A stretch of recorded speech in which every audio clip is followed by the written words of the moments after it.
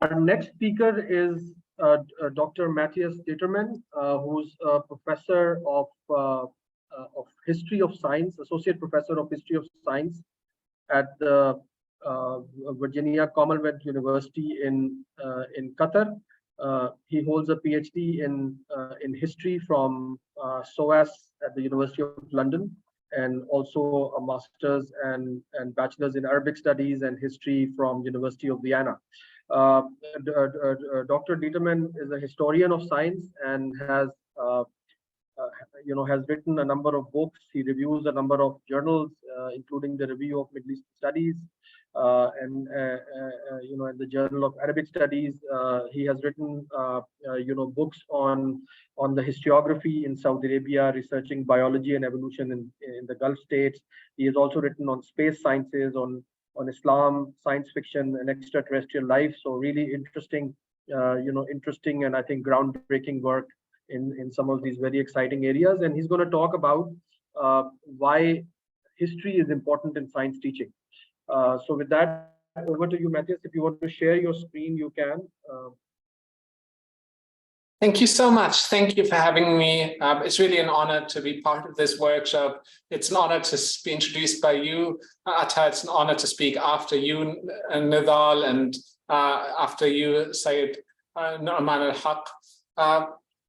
Yeah, let me share my screen and, if possible, also my sound.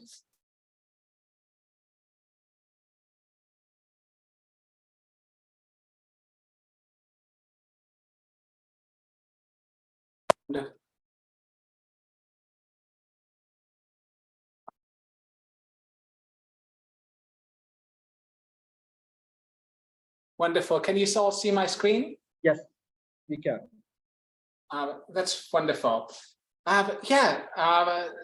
as Athar said, I will talk about the importance of history in the teaching of science. So this is about,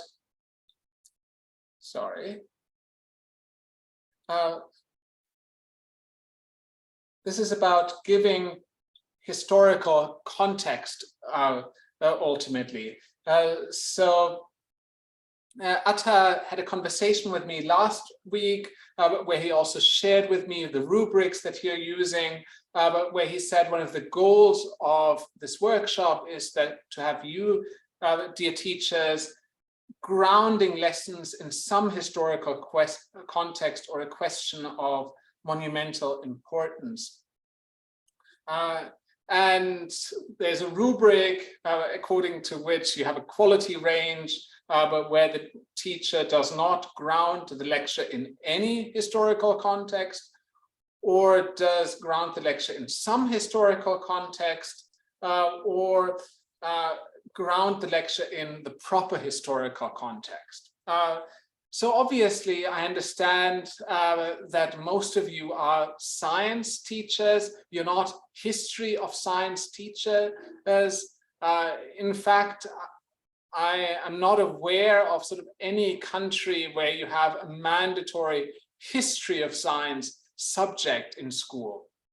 And as a result, many students might not even know that this is, in fact, a discipline or a field that one can specialize in. Many students, they might know that you can become an astronaut, or you can become an astronomer, astrophysicist, like Nidal, or that you could become a philosopher. But I would suspect very few people actually know that one can become a historian of science, that this is work that one can do, that one could, the profession that one can make a living from. So obviously I understand that you can only offer sort of an introduction to that field. However, obviously outside of the classroom, you can learn about this field as much as you want. There is a huge literature on all kinds of sciences in all kinds of historical periods. I mean, that's the wonderful thing. Take an example like astronomy, for instance. So the subject that Nidal represents. Astronomy has existed perhaps for as long as humanity has existed. It has existed for as long as human beings have looked up at the sky and wondered and created knowledge, theories. So there are books that you can find about the history of astronomy in every continent, in every country, from every time period. And for instance, I mean, Nadal cautioned you that maybe you should not overuse the use of Quranic statements, but you can certainly use, whenever relevant, statements from past scientists, right? So just like he quoted Feynman earlier, you feel free to, quote scholars from various disciplines whenever it suits you, as long as you put the historical context. So what I would encourage you to do is sort of just keep reading, keep learning, so that obviously most of you are not going to assign like a whole book on Islamic science or on the reception of Darwinism in Arabic or on the history of telecommunications structure to your students, but maybe for your own learning, right? Maybe these are the kinds of books that you want to read so that you can answer ad hoc questions from the students without necessarily referring to religious scripture, right? Just referring to history of science. And sometimes these books are also wonderful because they just contain a lot of details and often a lot of anecdotes. Little stories, and sometimes sort of the little stories about Albert Einstein or Isaac Newton or Ibn Sina or Ibn al-Haytham, right? Or al-Biruni.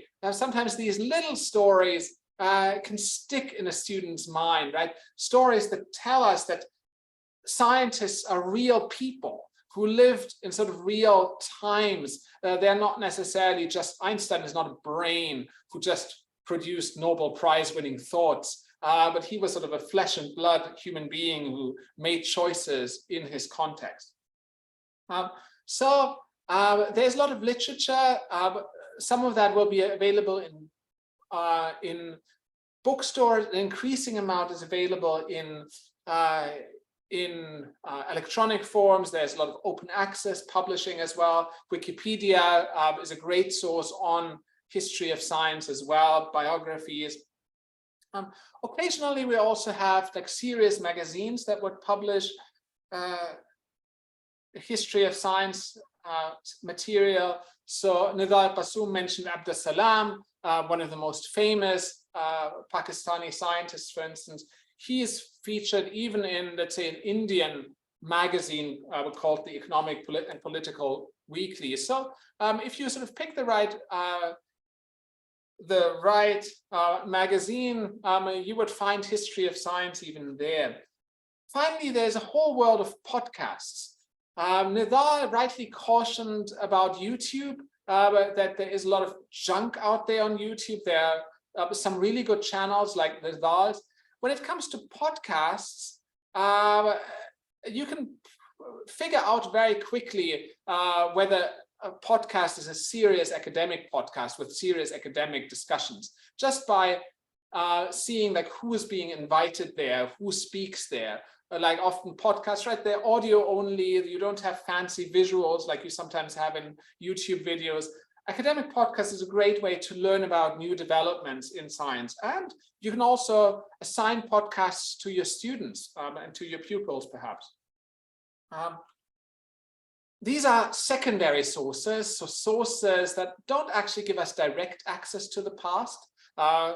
There's also something that historians call primary sources, which is a source from the past itself, which might be interesting, right? If you just have perhaps, well, maybe a couple of minutes or so, why not show the students something, well, a letter maybe that Albert Einstein wrote, not necessarily an academic letter, but maybe a letter that he wrote to his wife, perhaps sort of seeing how, or to his colleagues, where he mentions personal stuff as well. If you're interested in Islamic science, there's a great source that I'm recommending, not just because because I'm based in Qatar, but because it has a lot of history of science stuff, and that is the Qatar Digital Library. I mentioned open access earlier. This is an archive of digital documents, old manuscripts about the entire history of Islamic science, all available for free without advertisements, with academic articles written by professors, but still not in a journal article style, but more in a popular style that's accessible. And why not have the students sort of read some of those digital documents to get a sense of the times, right? Maybe your students will not be able to understand an entire treatise by Biruni, but maybe they can at least read the heading, or sort of understand maybe a scientific illustration and so on, in order to see how history has evolved. Illustrations such as this one, right, where you might not need to have a great understanding of Arabic or Persian, but just looking at the illustration, maybe you can explain it and show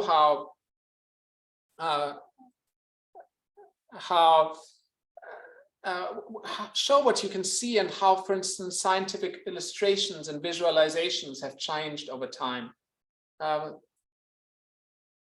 And yeah, this is the Qatar Digital Library, free, accessible, really a wealth of sources. Now, I understand, obviously, your students, they might not find this kind of stuff very interesting. Not every student. But science has always existed in a broader culture, in a broader society. And I think that's really an important point to make, right? That science does not exist in isolation. This is the history of science is not just the history of brains that produce thought after thought after thought after ideas. The history of science is connected to human history in general, and therefore also to other kinds of cultural products, which maybe your students can find more appealing. Great connection for science is actually science fiction. Now, obviously, just like with a lot of YouTube videos or TikTok videos, there is a lot of junk in science fiction, and there is a lot of pseudoscience as well, and that's why it's important for teachers to explain the facts as well. I feel it's good to teach sometimes science fiction, especially historical science fiction, in order to show how people thought. Because often the imagination precedes the actual discovery, right, or the actual advance. So before we could go to the moon, we had to imagine going to the moon, right? Before we could build a rocket, we had to imagine building a rocket, or other ways. And they are like really great science fiction classics. One of the first science fiction movies in general is, for instance, about a voyage to the moon. There's also a German one called Frau in the Moon, Woman in the Moon. These are silent films. The nice thing about silent films, so these early movies, is actually that they're cross-cultural, right? Because the title is in German or the title is French, but there's no actual sounds. And instead, the visual language is very, very appealing. And these movies, they were already understood by people in different countries, different cultures. So I want to, and a lot of these older movies, they're out of copyrights. You can find them on YouTube. You can easily show them to your students. To give you an example here, from Voyage in the Moon, to the Moon. So this is a movie from over 100 years ago, right? And here you can see astronomers being depicted, right, with telescopes and so on. Obviously, this is a product of the imagination, and so on. If you are wondering, there is no sound here, right? This is a silent movie. But the great thing about a silent movie is, of course, that you as the teacher, just like you, just like I'm doing it now, you can explain what people are seeing, like telescopes, for instance, to the students in the classroom. And again, this is how people at least imagined how one could go to the moon, right? That you would need astronomers first, that you would need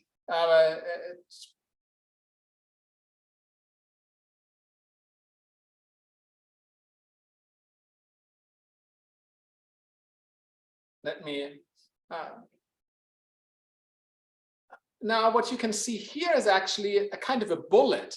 And this was one of the ways that people imagined one could travel to the moon. Maybe one could build a gigantic cannon and one could shoot a bullet, and inside the bullets would be space travelers. So this would be before humans thought that, well, maybe building a rocket would be a better idea. People thought about shooting a cannon with a bullet to the moon, and inside that bullet having explorers.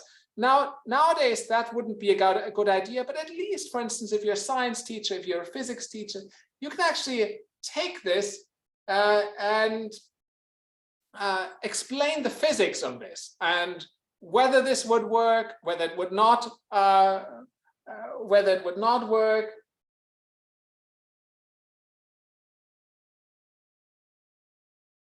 So here you can see the spacefarers going into the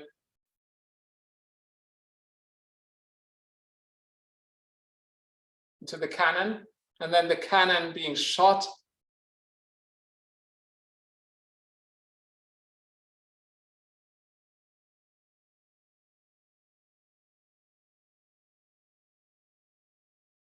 Now, this seems silly, of course, here the man in the moon being shot into the eye and so on. And here you can see the lunar surface, how people imagine lunar surface.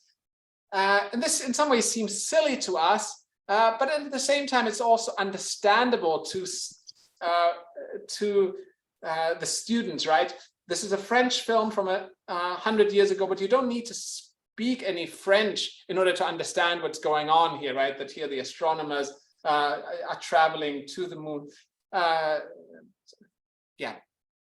So feel free to include those kinds of short clips freely available on YouTube to well, understand the larger context in which scientific advances took place. Obviously, black and white films are not the most appealing to today's generations of students. There are many more contemporary movies, more modern movies. Let's say Arrival is one of those movies. Nidar Qassoum mentioned, right? Will aliens be Muslims, right? There are lots of movies about communication with aliens involving astronomers or scientists. Like one movie is called Contact, another movie is called Arrival. There's also a Pakistani movie called Shani from the 1980s by Saeed Rizvi. So if you want to have students, show them like local science fiction, Pakistani science fiction, there is material as well. Something that I also like to show to the students is a Qatari science fiction movie. So even a small country like Qatar has a sci-fi and there you can see down the coast.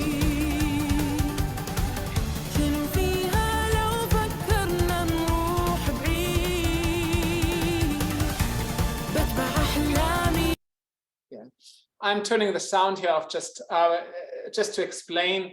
This is about a movie this is about a space alien who crash lands in Qatar ahead of the FIFA World Cup, the football World Cup that took place here. And the alien comes from an exoplanet called Kepler 438b. So you can actually talk about the discovery of exoplanets.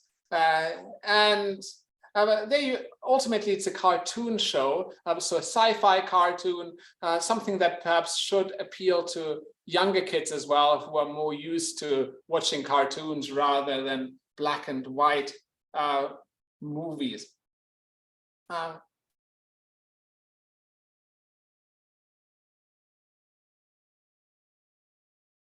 So, what about assignment, right? Obviously, you're not teaching a history of science class itself.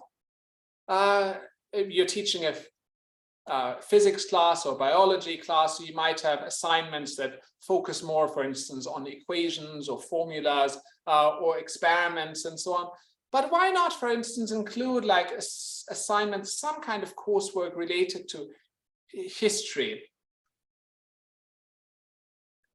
As a university teacher, I myself often ask the students to write essays, of course, which you can do in your classes as well. Obviously, if you're teaching in K to 12, maybe the essays that you would be asking the students to write might be less advanced. It might just be a form of response paper, discussion paper. Here, one of those questions is that I have assigned to the students is, how helpful and meaningful is it to identify scientists by their nationality? I mentioned scientists are not just, brains, they're sort of people with various identities, with a religious identity, with a national identity, with a gender identity, where we can decide, do we want to call this scientist a Muslim scientist, a Pakistani scientist, a male scientist, a female scientist, and so on. Is this relevant? How important is it for us to know that Abdus Salam is a Pakistani scientist, that he is a South Asian scientist, that he is an Ahmadi scientist or a Muslim scientist, right? But these various identity markers, how important are those? That's one of those discussion questions. You can have students write about this. You can also have students create artworks about it. So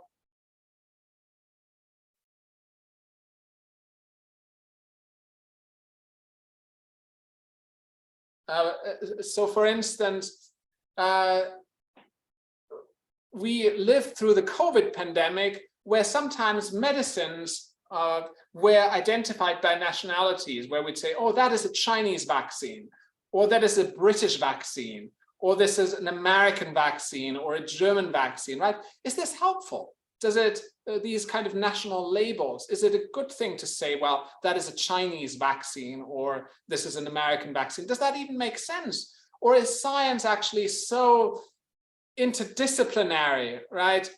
So transnational anyway, right? That even somebody like Nadal, right? We can call Nadal a UAE-based scientist or an Algerian scientist, or but somebody like Nadal surely has connections and collaborations and exchanges and students and colleagues from all kinds of countries, right? I think you mentioned 19 nationalities among your own student bodies, right?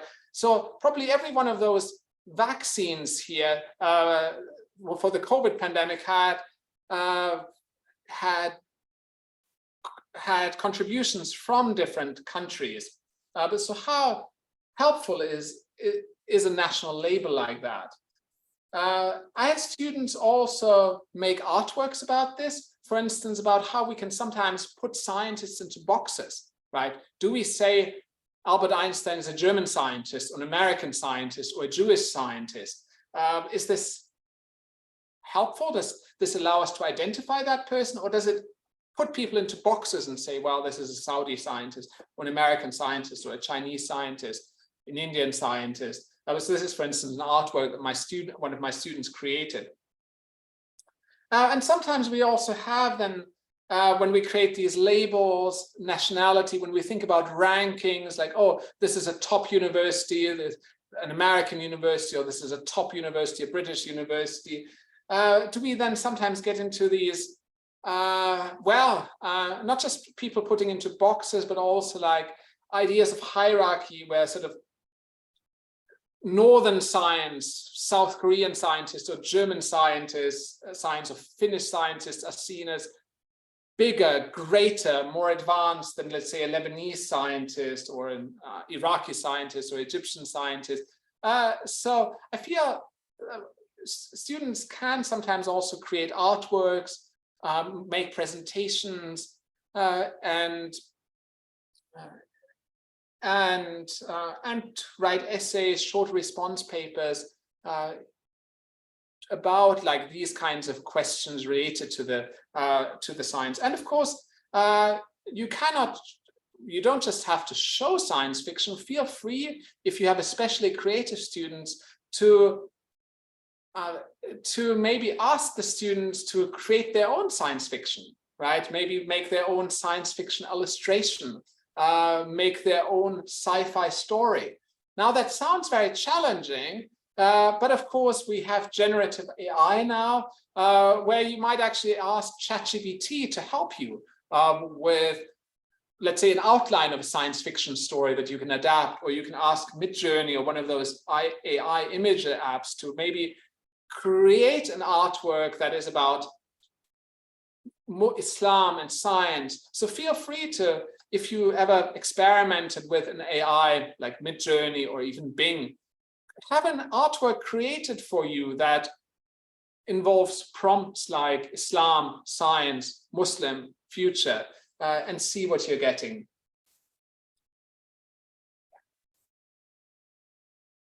So what I wanted to say, what I wanted to leave you with is the history of science is a huge field, right? We're dealing with all the knowledge about nature that humans have ever created, all the humans who ever lived in every country, every civilization.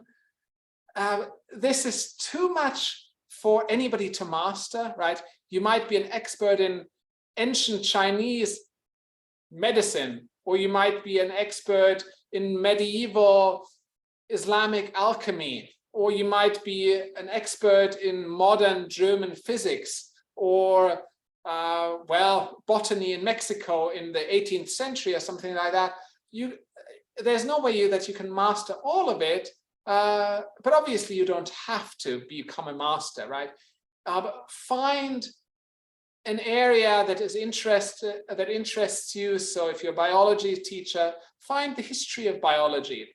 Find some specific subjects that you're interested in. If you feel like Darwinism evolution is a sensitive topic, maybe you should just read about this, read books, get stories, anecdotes that you can tell to the students. Find science fiction movies, older or newer ones that your students might find interesting, right? If you are talking about evolution or biology, there's a lot of stuff on genetic engineering and science fiction. If you're teaching physics, there's plenty of science fiction about the solar system, the planets, space travel, and so on. And then be creative about the assignments. Yes, history of science is less about equations, less about formulas, but sort of think about all the possibilities where you have students come up with their own essay, tell their own story, create their own presentation, create their own artworks, maybe their own sci-fi artworks. I feel there are a huge number of possibilities that you can explore, you can see, experiment yourself. Do the students like this science fiction, that science fiction, this primary source, that primary source. But I feel the outcomes can be very, very rewarding. I would like to stop here and be more than happy to answer any questions. Thank you again, Athar, for having me. Big thanks also to my colleagues from Virginia Commonwealth University, Patty, Bayrad, Jesse, Sadia, Robert, and Summer, who've inspired me in my own teaching and thinking about pedagogy. Thank you so much. Thank you, Matthias, for this talk. Guys, any questions? Please feel free to raise hands. Munazza? Yes, I want to ask this, that history of British is different. Historians of British are telling something else. Historians of India are telling something else. Islamic Muslim historians are telling something else about the same thing. So how can we address that thing in our classes? Like if we relate, if we connect, any historical aspect in our scientific concept. So some historian of Indians are saying something else for that as well. So can you yeah, are please- you thinking of a specific example where, let's say, the British scientists are saying something, and the Indian scientists are saying something else? Right now, I don't have any example. Can anyone help me in this regard? Because I just want to tell you that historians of different areas have their different opinions about things. Yeah, I mean, this is an issue, right? For instance, there are a lot of people who feel maybe out of nationalism or out of a sense of trying to decolonize history, that they should reclaim their own civilization or their country in the history of humanity, in the history of science. And there are some problems with that, where you might have Indian scientists, Indian historians who say, well, the ancient Indians invented the number 0, which is probably true, but also invented everything else. Where modern science is essentially because of everything the Indians did. And then you might have a Chinese historian who say, well, actually, Chinese, we invented paper and the compass, which is probably true. But you might have sort of an exaggeration where it says, well, the Chinese invented everything else. And modern science is because of China. Yes, and then you yes, might have sir. something from Sir, I want to Muslim add world. here the example of firework, and you have quoted as well the example of paper invention, because there is a conflict that Egyptians have invented paper, and there is a conflict about that Chinese have invented paper. Yeah, so like a lot of these questions in their detail, they have not actually been settled, which is something that scientists are actually used to, right? Science is an ongoing process of discovery, right? We sort of have answers that are maybe the best answers now, but they might not be the best answers in 100 years' time, right? So Albert Einstein's theory of relativity, or our modern understanding of quantum mechanics, that might not be the best explanation that we have in 500 years or even in 50 years. And history is the same way, right? Maybe nowadays we think that's exactly where the compass was invented, or that's exactly where paper was invented. Or yes, it was these Indian scientists or mathematicians who invented the number 0. But even the history, right, is a research field, is a field of ongoing discovery, right? And there's a lot of research, especially on like global circulations, right? That, well, science is a global pursuit. Knowledge travels, right? So just like the vaccines today, they're not just necessarily the product of one country. It's not just, oh, China made that vaccine, or America made that vaccine and only America, but it's lots and lots of people who somehow contributed in one way or another, contributed expertise, knowledge, and so on. So I think maybe we can tell the students that, this is the consensus. This is what most historians would agree on, that the compass was invented in China, or that paper was invented in this part of China, or that the papyrus comes from Egypt. But maybe have the students realize that these are not necessarily final answers, right? That history is a field of investigation, a field of research, a field of ongoing discoveries. Thank you, sir. Thank you so much. Any other questions? So I think, Matthias, the bigger point here is that these are teachers of science. These are not teachers of history of science in particular, right? So their engagement with history is to the extent that they have to teach, for example, the atomic model, right? And we want them to incorporate some meaningful history in that lesson. Obviously, most of the lesson is going to be about science and not about the history of it. But we want them to Yeah. use to bring in some history, either to inspire or to inform, or whichever objective they want to use it for.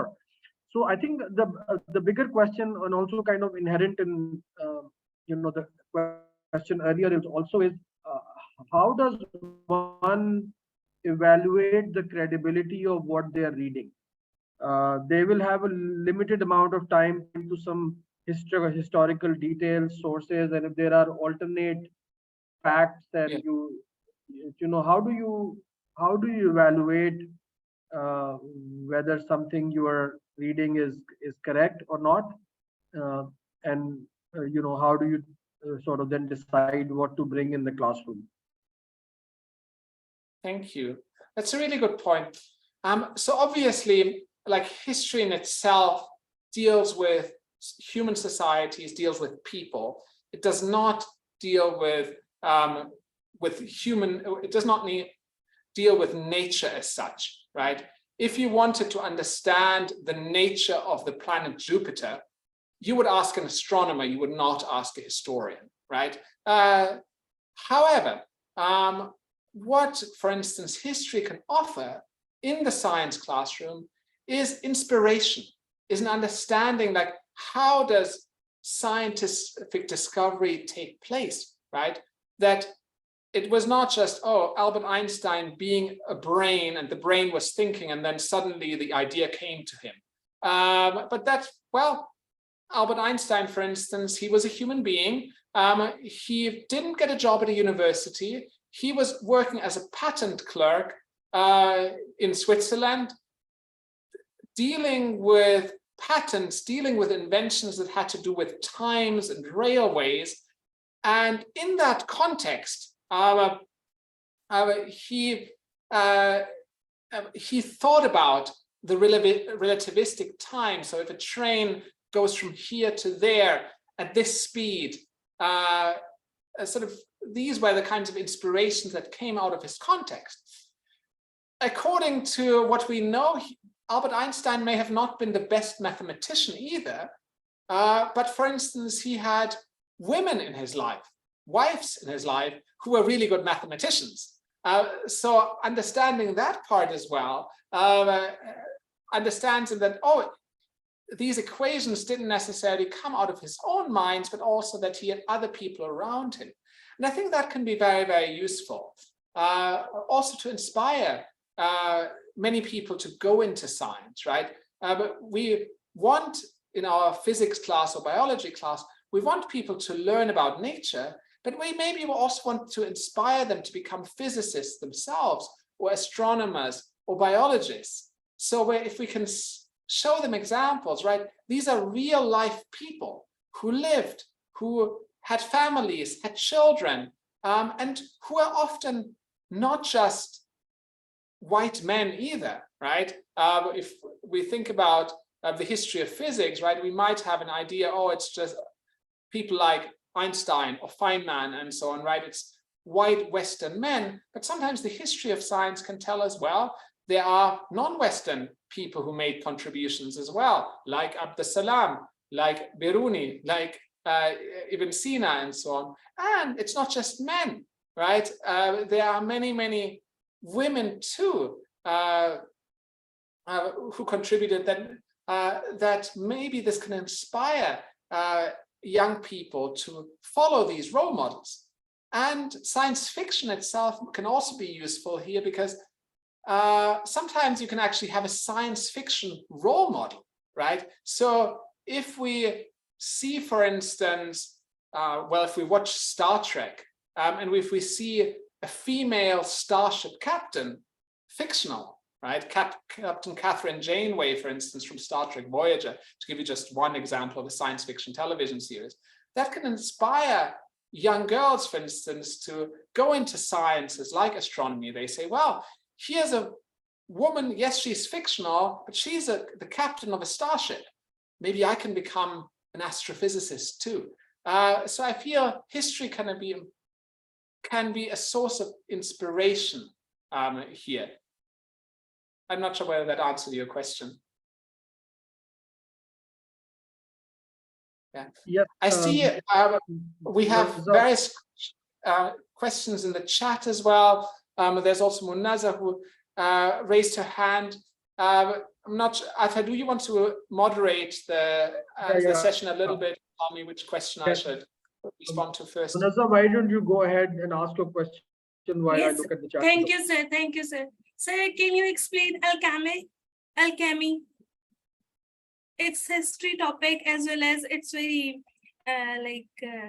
fascinating for students to convert other metals into gold. I think that's talking about alchemy. Yeah, alchemy, thank you. yes. That's really a good question. Alchemy is essentially a predecessor to modern chemistry. The word alchemy in itself, English word that we now use, comes from an Arabic word called alchemia, which in itself comes from a Greek word. So there in itself, just in the word in itself, you can see how science is transnational, how knowledge moves from place to place, from language to language, from civilization to civilization, which is a useful lesson in itself, right? That science is not just, Chinese or Indian or Islamic or British or French or German or American or Japanese, but science is transnational, and alchemy moved even in medieval times when our methods of transportation and information exchange were slower.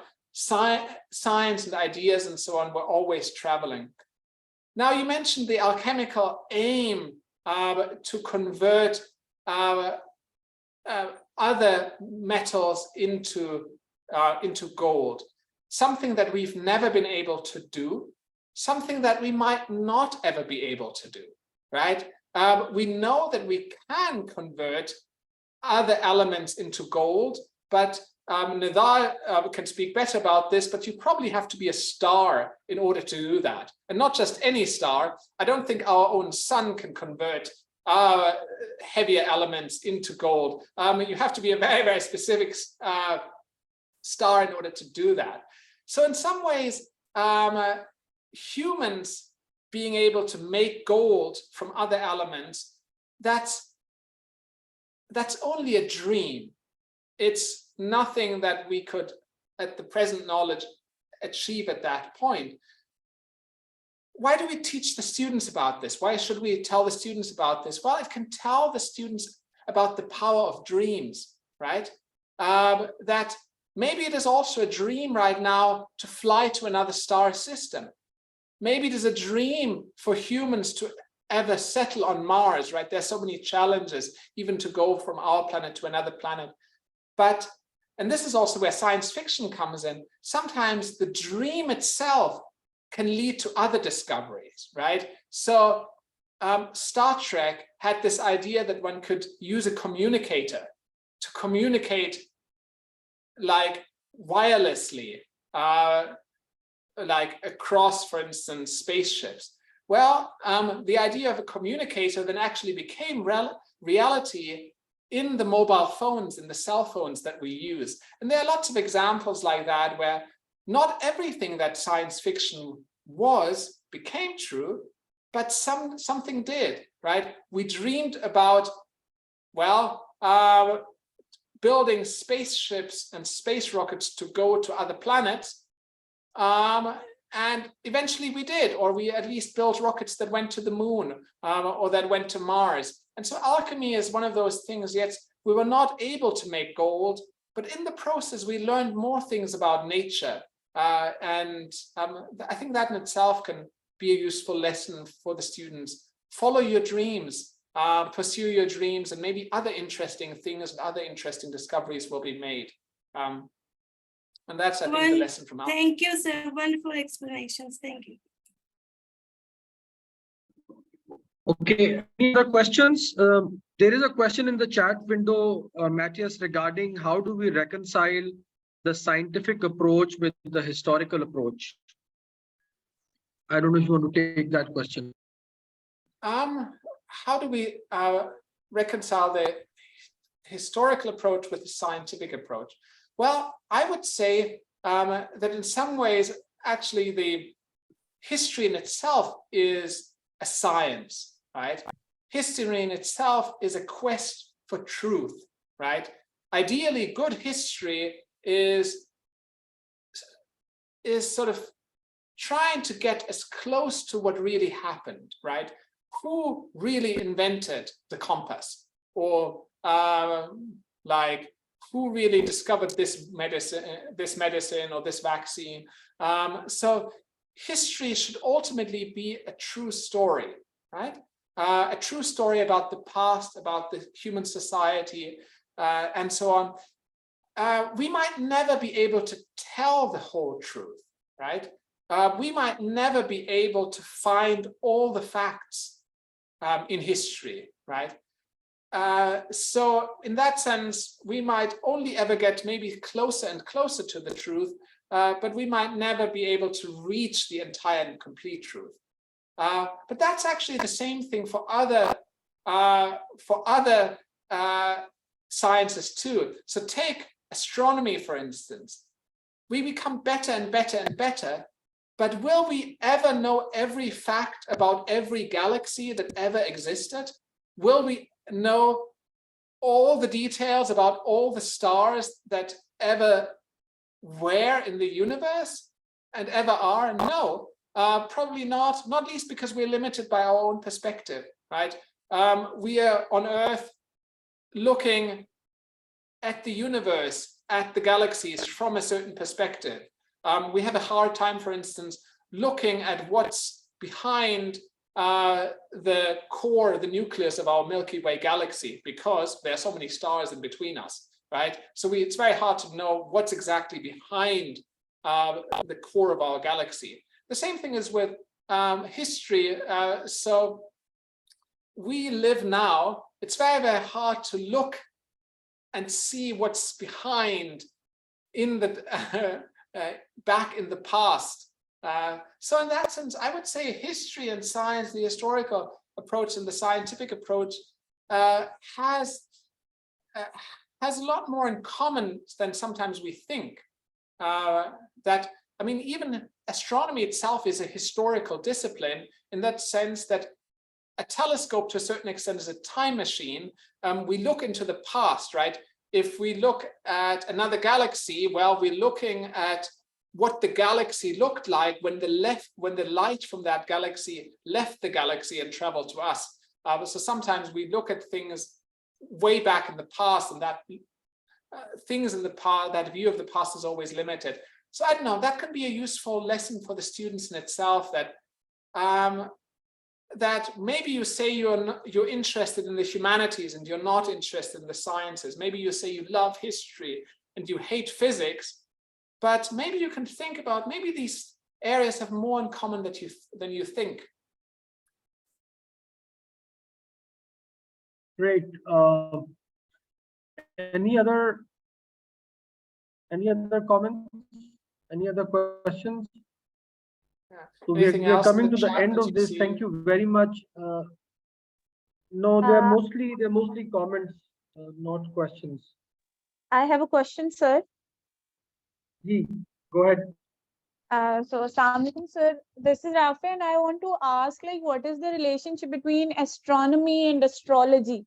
Like, they both are opposite terminologies, but somehow related. As I was teaching the solar system to my students, they were asking about the stars and their relationship with our fate and all that stuff. That's a good question. So historically, these disciplines are very closely connected. Historically, back 1,000 years ago, many astronomers were also astrologers. Nowadays, these fields of knowledge are a lot more apart, right? Where we often think about astronomy as a science and astrology as a pseudoscience. I think the idea of astrology is that the heavens have a relationship with humans, that the heavens can affect humans, right? Which to a certain extent is true, right? We all know that one star in particular affects all of us, and that is the sun. what happens with the sun affects us. Even with the moon, right? If you think about tides, if you're thinking about physics lessons, you're thinking about gravity, the moon has an effect on sea levels, tidal waves, and so on, right? So in some ways, yes, the heavens, the sun, the moon, has an effect on Earth. And I think the idea of astrology was, can we study this more? Can we find out more? And can we see how maybe the stars affect human lives? And maybe there are some elements where astronomy and astrology have this idea together that, yes, the sun affects us here on humans, so we should look at the sun. We should study the sun. Obviously, astrology also contains a lot of pseudoscience, right? Yes, the moon affects us. Yes, the sun affects us. How does Jupiter affect us? Well, probably much less directly than the sun does. Much less directly than the moon does. Do planets, stars further away affect us, affect human lives? Much less so, perhaps. So yeah, I don't know. So what is the use of maybe astrology today? Obviously, astrology is not taught in schools very much for good reasons. But maybe there are still some useful ideas that one can discuss. So I mentioned Al-Biruni, important Muslim polymath, important Muslim astronomer. In some ways, he was also an astrologer, but to a certain extent. He was a smart person. So maybe there are still some thoughts from astrology that are interesting to discuss, as much as we also want to be cautious in saying, well, if you believe in your horoscope, maybe there's not much science in your horoscope. Yes, sir. I actually do not believe in the horoscope. That's why I am asking this. Like when I was teaching solar system to my students, I have a brief description of such topics of solar system. So I connected the solar system with the fates and all the horoscopes and the signs that we are having because of the months of our birth. So I was so confused, and that was related to the gods of Jews, and so that was the question which is still having in my mind. Yeah, thank you. I see Nidal smiling, so maybe Nidal, you can jump into this conversation as well. No, first of all, I want to say I greatly enjoyed your Matthias's presentation. I think I particularly enjoyed the connection, the mentions or the ideas relating to nationalities and cultural backgrounds, and to what extent they are relevant when we talk about science and scientists and vaccines and things like that. I also enjoyed, of course, very much the connections to science fiction, which I think is greatly relevant. I have long been an advocate of science fiction. I actually, for several years, I made it a requirement in my class for students to read 2001: A Space Odyssey or 2010, the sequel, and then watch the movies together and have their minds blown and stuff like that. I continue to read.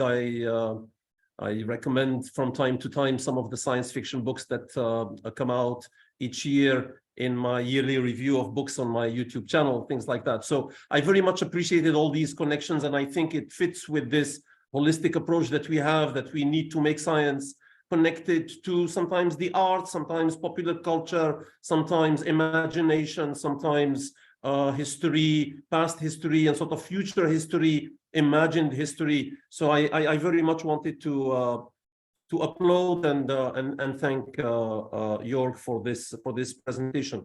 Astrology, let's talk about that some other time. As you can imagine, as a scientist and the science educator, I have some thoughts about that. But I think there is some interesting thought to be given to the idea that Jörg mentioned at the very end, that we could possibly harvest some interesting ideas from astrology and not dismiss it completely 100%. I agree with that, and in fact I have a book in my mind on that, but it would take too long to sort of unpack all of this. But it has to be done very, very carefully, because most people can be easily attracted and find astrology appealing and interesting and simple and nice and so on, and it's difficult to get them to understand the pseudo part of the field compared to the science part of the field, and then to tell them, but there are actually some interesting ideas about how we humans connect to the cosmos. Maybe the planets are not influencing our daily lives, but they are influencing how we perceive the earth and life and existence and the arts. There's whole wonderful subfields of how the arts were influenced in modern times by the astronomical discoveries and our understanding that we are no longer the center of the universe and things like that. So wonderful ideas that have been popped in this latest presentation. I'm grateful to Dr. Detterman for his presentation, and I'm also grateful to Athar for inviting him and making him part of this conversation. I think the participants are lucky to have these kinds of lectures given to them, because they are really unique perspectives that you cannot find very commonly elsewhere. So thank you very much. Great. Thank you very much, Matthias. Thank you for this amazing presentation. Really appreciate it. And, again, our perspective, I find history of science to be really fascinating. Not only because it kind of inspires students and it provides them a hook for humanizing scientists and scientific work, but I also feel that it kind of gives you the holistic perspective on science that usually textbooks don't have, right? So I actually love reading general interest science books and historical popular science books, particularly on historical subjects. Some of these science books are actually very very, very deep in some ways. One of the most exciting sort of history book that I read, one of the books that I read was about the 100-year-old history of the general theory of relativity, right? And how portrays how Einstein initially proposed, and then over a period of time, the various debates that went on, and how every 10-15 years people came together and created a new research agenda around what had been proven and what needed to be proven, and the new difficulties. And it was really, really fascinating. So I also feel, we've said this in the past, in the early days, that we all need to develop this habit of reading beyond the textbook, and reading beyond the textbook to prepare for the lectures that we do in the classrooms. And I think history of science needs to be really at a very high level in that reading list. So with that, thank you very much, Matthias. Thank you for this presentation. I know you need to go, so we'll not keep you any longer, but really appreciate your time. Take care. Thank you so much. Thank you. So nice to meet you all. Thank you. Bye.